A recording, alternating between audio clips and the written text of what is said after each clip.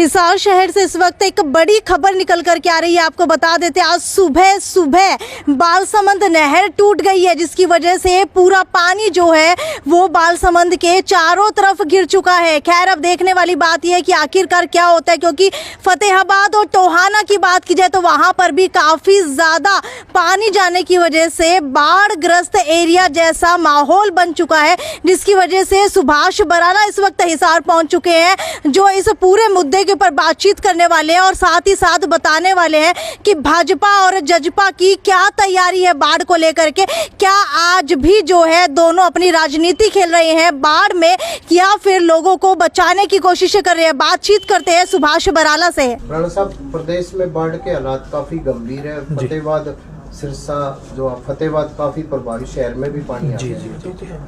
देखिए, पिछले कुछ दिन से बाढ़ का जो प्रकोप है, घग्गर नदी के माध्यम से जो पानी आया है, उसकी वजह से पहले हमारा अम्बाड़ा प्रभावित हुआ, फिर कैथल जिले का गुला चीका वो प्रभावित हुआ। उसके बाद पंजाब से होकर के जो पानी हमारे टोहाना में एंटर होता है, उसके कारण से टोहाना का हमारा जो जाखड़ ब्लॉक है खास करके वो ज़्यादा प्रभावित हुआ।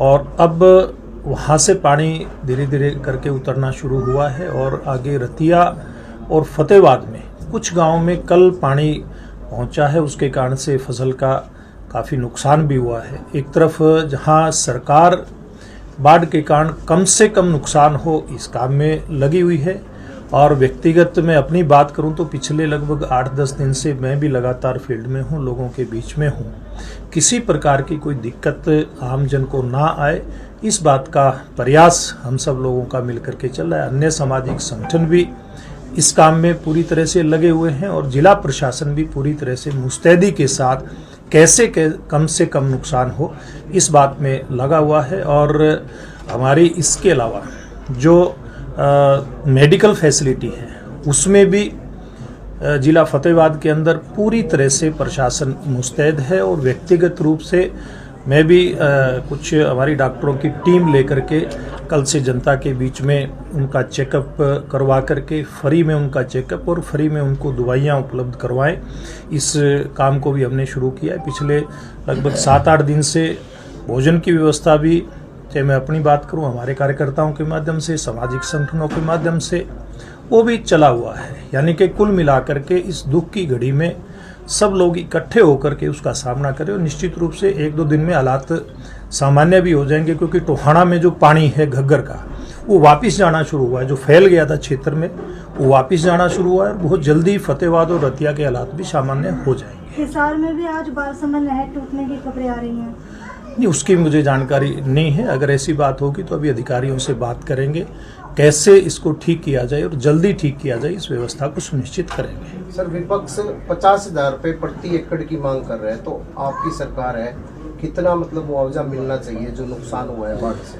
देखिए, अभी तो नुकसान चल ही रहा है अगर हम सीधी सी बात करें तो, क्योंकि टोहाना क्षेत्र में जो पानी आया लगभग 30,000 एकड़ का अनुमान लगाया जा रहा है कि वहाँ पर खराब हुई है। अब आगे फतेहाबाद के आसपास कितनी खराब होगी ये देखने की बात है। ये जब पानी उतर जाएगा उसके बाद आकलन होगा। और मैं एक बात कहता हूँ आपके माध्यम से, सब किसान भाई जिनकी फसलें खराब हुई है, या ऐसे जो गरीब परिवार जिनके मकानों का भी नुकसान हुआ है, क्योंकि जो ढाणी और डेरे में रहने का उधर हमारे चलन है अपने क्षेत्र के अंदर, वहाँ लोगों का अन्य प्रकार का नुकसान भी हुआ है। फसल के साथ साथ पशुओं का भी कहीं नुकसान हुआ है, मकान का भी नुकसान हुआ है। ऐसे सब नुकसान की भरपाई हम लोग करेंगे। और मैं विपक्ष क्या कहता है इस बात का तो मैं कोई ज़्यादा इसके बारे में नहीं कहना चाहूँगा, लेकिन इतना जरूर कहूँगा कि ज़्यादा से ज़्यादा मुआवजा किसान को मिले, इस बात को हम सुनिश्चित करेंगे। किसी भी किसान के मुआवजे की भरपाई से वो ना वंचित रहे, इसको सुनिश्चित किया जाएगा। चाहे वो उसकी फसल का नुकसान है, चाहे मकान का है, चाहे कोई पशु का नुकसान है, सबकी भरपाई करवाएंगे। दुष्यंत चौटाला ने कहा है कि जिसका 100% फसलों का नुकसान हुआ उसे ही मुआवजा दिया जाएगा, तो क्या जिसका 60-50% हुआ उसको नहीं? देखिए, जो सरकार के नियम है, दुष्यंत जी की जानकारी नहीं किस प्रकार की उनकी स्टेटमेंट है, लेकिन सरकार के नियम है। नियम के आधार पे जो भी नुकसान की भरपाई हो सकती है वो 100% होगी।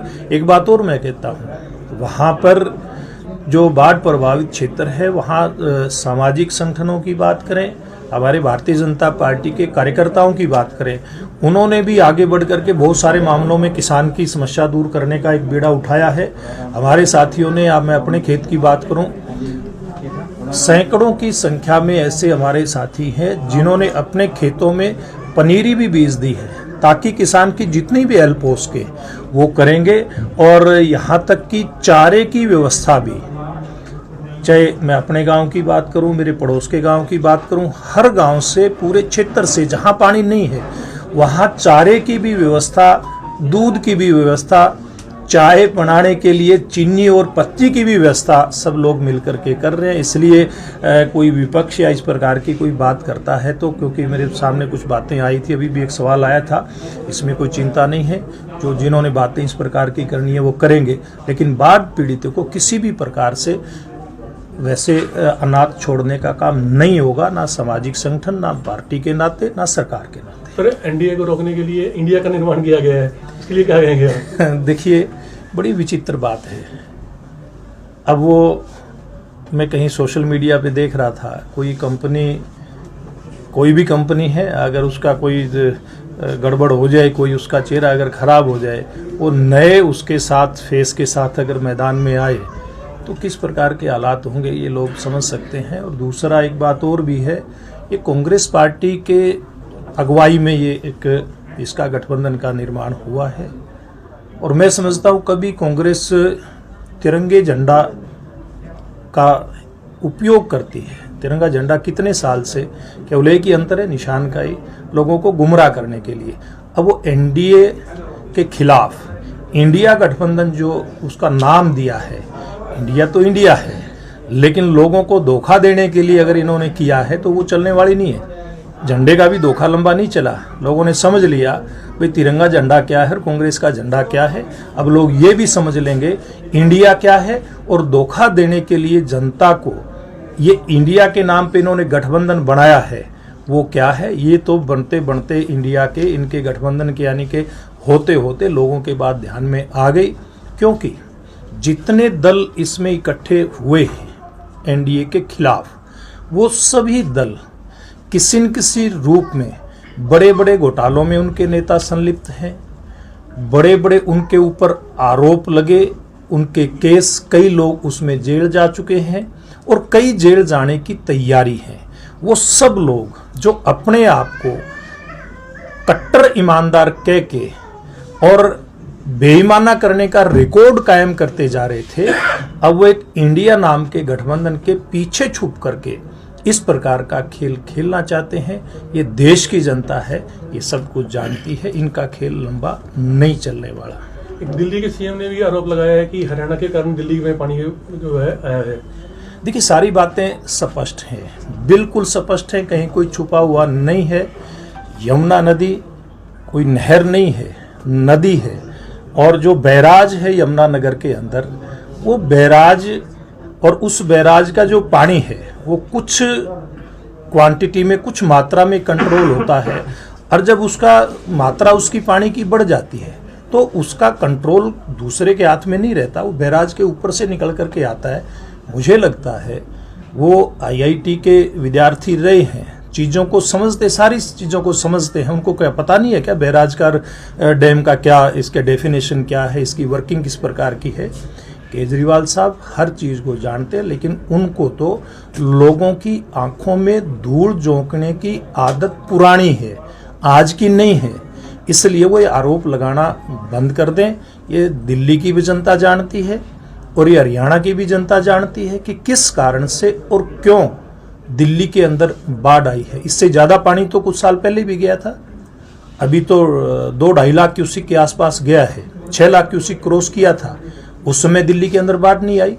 अभी क्या कारण है बाढ़ आई है, ये केजरीवाल जी को स्पष्ट करना चाहिए और ये बताना चाहिए कि उनकी राजनीति के चलते, उनकी सस्ती जो लोकप्रियता हासिल करने की राजनीति है, उसके कारण से इतनी अवैध कॉलोनियों का निर्माण यमुना जी के रास्ते के अंदर हुआ है, जिसके कारण से पानी का रास्ता अवरुद्ध हुआ और दिल्ली को दिन देखने पड़े हैं। भाजपा के पूर्व अध्यक्ष रह चुके सुभाष बराला ने अपनी ही पार्टी के अलायंस के अंदर चल रहे डेप्यूटी सीएम दुष्यंत चौटाला और साथ ही साथ दिल्ली के सीएम अरविंद केजरीवाल को भी घेरा। वहीं जो है उन्होंने हरियाणा का जो पानी है वो दिल्ली के अंदर चला गया। हरियाणा की वजह से ही इस सवाल के जवाब में काफ़ी बार जो अरविंद केजरीवाल को घेरते हुए नजर आए और ये भी कह डाला कि क्या उन्हें नहीं पता कि वो इतने पढ़े लिखे हैं कि कहाँ से पानी कहां तक जाता है। वहीं अगर बात की जाए दुष्यंत चौटाला की तो उन्होंने नजरअंदाज करते हुए ये जवाब दिया कि मुझे नहीं पता कि दुष्यंत चौटाला ने ये स्टेटमेंट दी है या नहीं दिया, क्योंकि दुष्यंत चौटाला वहां पर बाढ़ग्रस्त एरिया का दौरा करने के लिए भी गए थे, लेकिन भाजपा का कोई भी नुमाइंदा किसी भी बाढ़ग्रस्त एरिया के अंदर जा करके अभी तक जो है सर्वे नहीं करके आए। देखने वाली बात यह है जो इतने बड़ी बड़ी बातें कही जाती हैं, इतने बड़े बड़े पुलाव जो है पकाए जाते हैं इलेक्शन से पहले, लेकिन क्या ग्राउंड लेवल के ऊपर जाकर के कोई मदद करता है। खैर, वीडियो को ज़्यादा से ज़्यादा शेयर करते रहिए और क्या सुभाष बराला आपके क्षेत्र के अंदर आए हैं ये भी मुझे नीचे कमेंट सेक्शन के अंदर लिख करके ज़रूर बताइए। ये थी साक्षी सोनी की रिपोर्ट। नमस्कार।